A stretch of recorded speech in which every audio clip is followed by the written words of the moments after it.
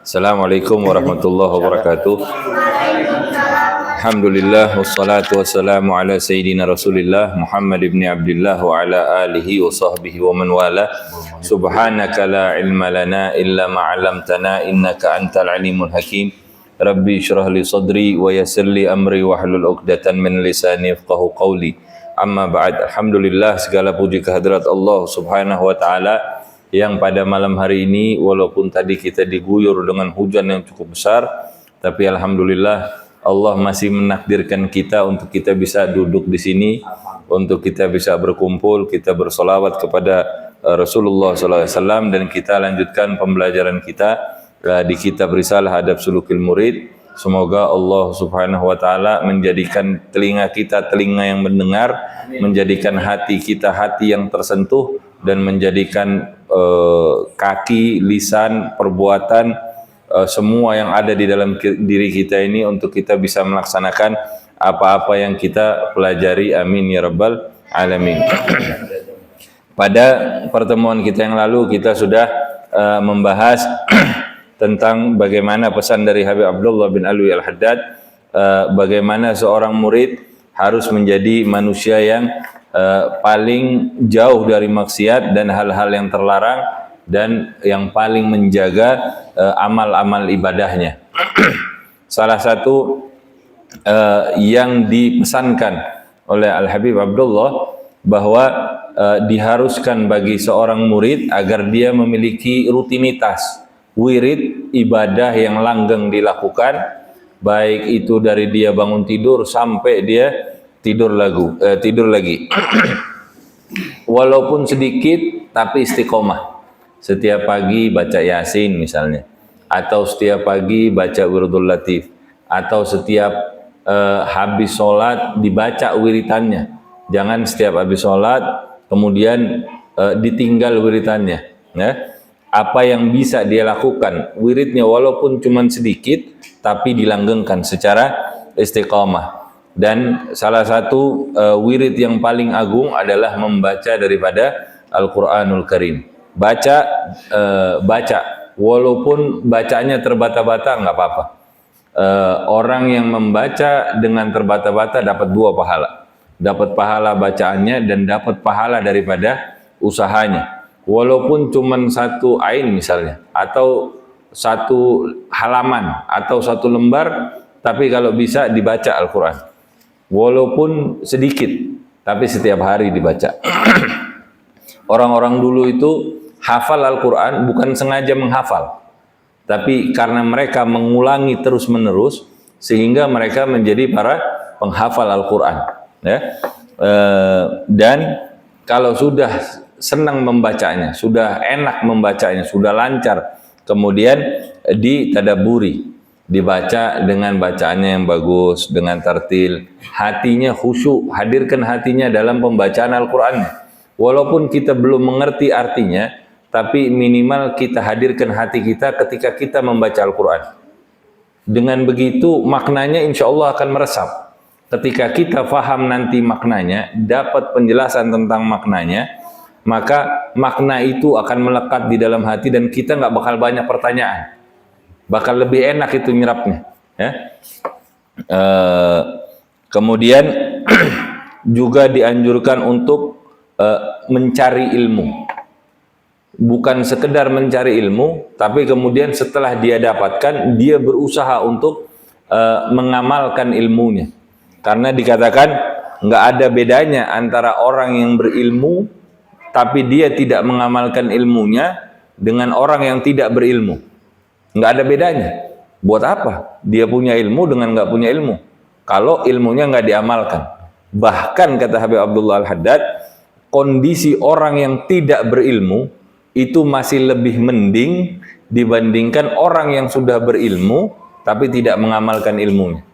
Kenapa? Karena orang yang memiliki ilmu tapi dia tidak mau mengamalkan ilmunya, kecuali katanya Habib Abdullah Haddad, azab Allah terhadap orang itu lebih jelas. Kalau orang bodoh, nggak tahu ilmu, maklum, dia nggak ngamalkan sesuatu, mungkin diazab, mungkin nggak, ya, dia nggak tahu. Tapi kalau dia nggak mau belajar, ya salah juga. Azabnya juga jelas. Tapi kalau orang sudah belajar, kemudian dia meninggalkan ilmunya, dia nggak mau mengamalkan, ya itu juga diazab sama Allah. Terus bagaimana baiknya? Dia belajar dan berusaha untuk mengamalkan apa-apa yang sudah dipelajari semampunya. Lakukan semampunya. Maka dengan begitu ilmunya akan bermanfaat buat diri kita. Ya. Jadi bukan pilihan menjadi tahu atau tidak tahu. Bukan itu pilihannya. Mau bodoh atau mau orang yang pintar. Bukan itu bukan pilihan. Pilihannya harus berilmu dan berusaha untuk mengamalkan ilmunya. Karena cuman ini pilihan yang bermanfaat. Yang lainnya nggak ada manfaatnya. Kalau nggak ada manfaatnya mau nggak kita ambil? Nggak usah diambil. Nggak usah dipilih. Ya. Kemudian dilanjutkan, waliyakun laka ayyuhal murid, dan jadilah engkau wahai orang-orang yang ingin mendekat kepada Allah Subhanahu wa taala. Ini Habib Abdullah Haddad sedang berbicara kepada kita nih. Jadilah diri kita. Jadilah diri kita hadun minat tahajjudi, menjadikan tahajud sebagai bagian dari diri kita. Fa innal laila, karena sesungguhnya malam itu waktu khalwatil abdi ma'a maulah, adalah waktu berkhalwat, waktu berdua-duaan antara seorang hamba dengan Tuannya, dengan Allah Subhanahu wa ta'ala. Kita kalau ngaku cinta sama Allah Subhanahu wa ta'ala, mau nggak kita berdua-duaan sama Allah? Kita aja kalau punya pasangan hidup gitu ya, kalau kita udah cinta mati sama dia. Ini ada kisah Qais dan Laila. Orang taunya Laila Majnun, gitu ya. Kisah Laila Majnun. Itu bagaimana cintanya seorang Qais yang lakinya ini kepada Laila. Kepada Laila. Bahkan sampai tembok rumahnya Laila itu dia cintai. Gara-gara apa? Gara-gara cintanya dia sama si Laila. Nah, ini perumpamaan bagaimana seseorang mencintai seseorang. Hakikat cinta itu lebih wajib antara seorang hamba kepada Rabbnya, kepada Tuhannya, kepada Maulanya, kepada Allah Subhanahu wa ta'ala. Maka seseorang yang mengaku cinta kepada Allah Subhanahu wa ta'ala, pasti dia ingin berdua-duaan dengan Allah Subhanahu wa ta'ala. Waktunya waktu sahar, sepertiga akhir malam, itu yang paling bagus, ya. Maka jadikan waktu itu sebagai waktu berdua antara kita dengan Allah Subhanahu wa ta'ala. Walaupun cuma sekejap, ambil bagian 5 menit sebelum subuh bangun, sholat. Atau setelah itu bisa dilanggengkan 10 menit sebelumnya. Setelah itu bisa dilanggengkan setengah jam sebelumnya. Setelah itu bisa dilanggengkan sampai 1 jam. Sampai semana yang kita suka berdua-duaan dengan Allah Subhanahu wa ta'ala. Tapi itu bukan sesuatu yang sekejap terjadi. Harus bertahap. Harus jalani prosesnya. Harus jalanin prosesnya. Karena kalau dia terlalu cepat berubah, dikhawatirkan akan cepat lagi kembali berubahnya. Orang yang melakukan proses, dia akan menghargai usaha. Tapi kalau orang yang tidak melalui proses, instan jadinya, dia nggak akan tahu tuh bagaimana rasanya proses itu. Ada usahanya, ada kenikmatan di dalam usahanya itu. Ada orang naik gunung, Pak. Naik gunung Jayawijaya misalnya di Papua, yang atasnya itu sudah bersalju. Misal. Sebetulnya orang kalau mau naik gunung, sewa helikopter aja, naik di atas, 5 menit foto-foto, selesai, saya udah naik gunung gitu. Tapi nilainya nggak ada. Nilainya nggak ada. Orang yang mendaki sampai ke puncak, ketika dia sampai di puncak, dia akan merasakan kesenangan, akan merasakan perasaan yang tidak dirasakan oleh orang yang nggak melalui beratnya perjalanan itu. Dan subhanallahnya, orang kalau naik puncak yang paling tinggi dengan cara yang instan, badannya itu nggak siap. Badannya nggak siap. Sampai di atas dia bisa hipotermia, hilang panas tubuhnya, bisa mati. Bahaya buat dia. Tapi orang yang melalui prosesnya itu, sampai di atas badannya sudah menyesuaikan. Ketika dia sampai di atas, dia bisa menikmati keadaan itu. dia lihat usahanya yang tadi dia sudah lalui, ketika dia sampai di atas, dia akan nikmati keindahan itu dan tubuhnya bisa juga merasakan itu. Hatinya bisa merasakan kesenangan itu. Nah, maka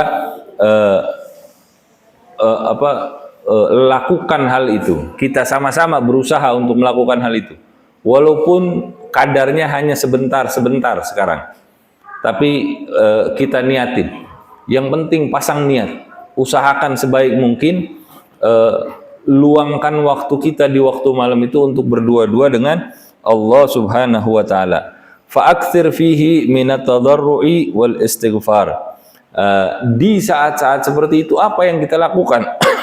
Yang kita lakukan adalah perbanyak permohonan kita kepada Allah dan istighfar. Perbanyak permohonan, perbanyak istighfar. Boleh minta urusan dunia, boleh.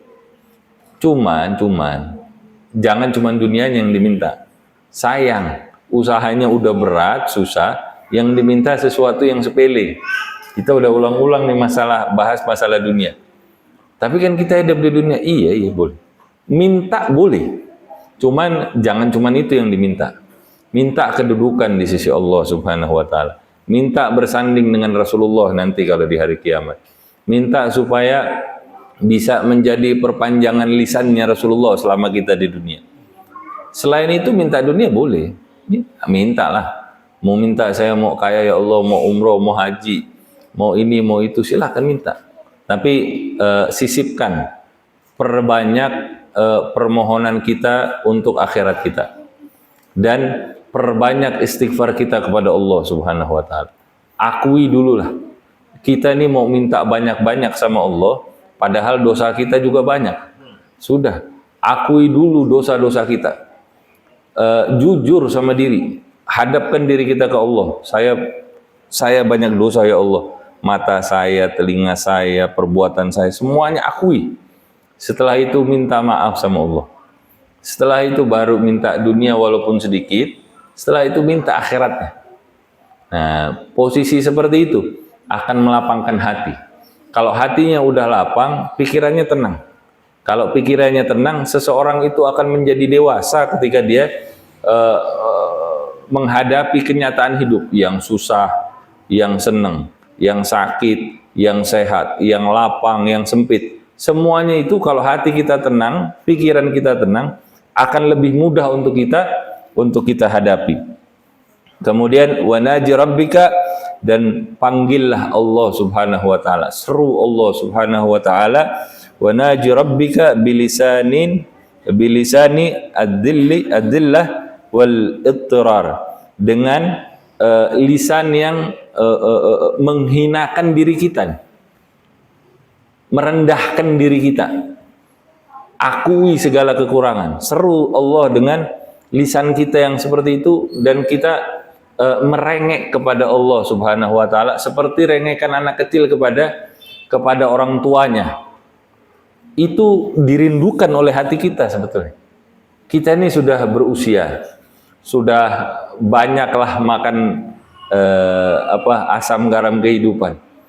Kita nggak bisa nangis sama orang, mungkin nangisnya sama Allah Subhanahu wa taala. Minta sama Allah. Minta sama Allah. Pernah nangis minta sama Allah? Coba rasakan. Enak. Enak. Kita nggak minta sama manusia, kita mintanya sama Allah. An galbin mutahaggigin binihayatil ajzi wa ghayatil inkisar.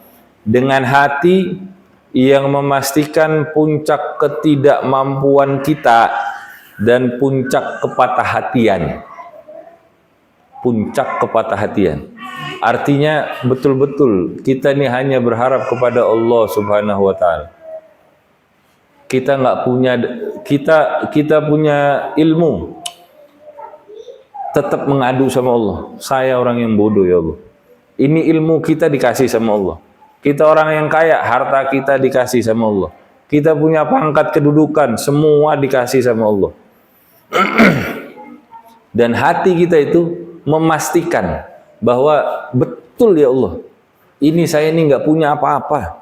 kecuali Engkau yang berikan. Hadirkan hati seperti itu, minta sama Allah Subhanahu wa taala. Dan wahdar, berhati-hatilah an dari tada'a qiyamal lail, dari meninggalkan bangun malam. Ya. Fala ya'ti 'alaika waqtus sahri illa wa anta mustaiqidun dzakirun lillahi subhanahu wa ta'ala. Hati-hati dari meninggalkan bangun malam. Jangan sampai datang waktu menjelang subuh kecuali kita sudah bangun dan dalam keadaan berzikir kepada Allah Subhanahu wa taala yang maha suci lagi maha tinggi. Ya, semoga Allah menjadikan kita menjadikan ciri-ciri seorang murid ini di dalam diri kita sebagai orang yang melanggengkan wirid, banyak membaca Al-Quran, kemudian belajar mencari ilmu dan mengamalkannya, dan tidak meninggalkan sholat malam. Bagi yang masih suka belum suka sholat malam, semoga Allah Subhanahu wa taala merubah keadaan kita menjadi orang-orang yang memiliki ciri-ciri ini di dalam diri kita. Kita sama-sama usahakan semoga Allah Subhanahu wa taala memudahkan usaha kita dan menjadikan kita sebagai orang-orang yang memiliki kedekatan kelak di sisi Allah, di sisi Rasulullah sallallahu alaihi wasallam, dan kita dikumpulkan di dalam surga Firdausil A'la tanpa hisab, tanpa fitnah. Ala hadhihi niyyah wa ila hadratin nabi. Al-Fatihah. A'udzu billahi minasyaitonir rajim. Bismillahirrahmanirrahim. Alhamdulillahirabbil alamin. Arrahmanir rahim. Maliki yaumiddin. Iyyaka na'budu wa iyyaka nasta'in. Ihdinas siratal mustaqim. Siratal ladzina an'amta 'alaihim ghairil maghdubi 'alaihim waladdallin. Amin. Ya Rabbana tarafna bi annana tarafna wa annana ashrafna ala ladha ashrafna fatub alaina taubah taghsil li kulli hawbah wastur lana al-awrati واغفر لوالدينا ربي ومولودينا والأهل والإخوان وسائر الخلان وكل ذي محبة أو جيرة أو صحبة والمسلمين أجمع آمين ربي اسمع فضلا وجودا منا لا باكتساب منا بالمصطفى الرسول نهضى بكل سول صلى وسلم ربي عليه عد الحب وآله وصحبه عداد الصحب والحمد للإله في البدء والتناهي سبحانك اللهم وبحمدك أشهد أن لا إله إلا أنت أستغفرك وأتوب إليه سبحان ربك رب العزة عما يصفون وسلام على المرسلين والحمد لله رب العالمين.